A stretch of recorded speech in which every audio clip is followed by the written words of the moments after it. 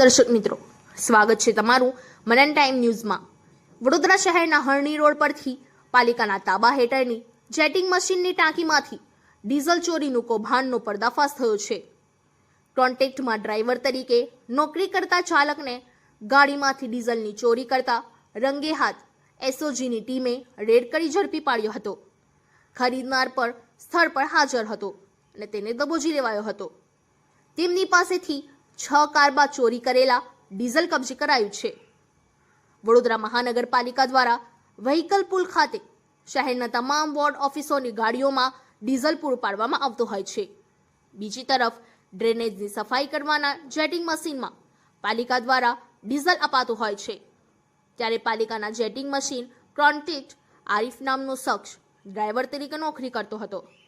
ચાલક વ્હીકલ પુલ ખાતે આવેલી પંપ સ્ટેશન પરથી ડીઝલ પુરાવ્યા બાદ અલગ અલગ જગ્યા પર કામગીરી માટે ગાડી લઈ જતો હતો। નોકરી પૂર્ણ થયા બાદ હરણી રોડ પર આવેલા કટારિયા ટ્રાન્સપોર્ટના પાર્કિંગમાં રાત્રિના સમયે ગાડી મૂકતો હતો। સૂત્રોમાંથી જાણવા મળ્યા મુજબ ચાલક આરીફ ગાડીમાં રોડ ડીઝલની ચોરી કરીને હસન નામના શખ્સને વેચી નાખી રોકડી કરી લેતો હતો।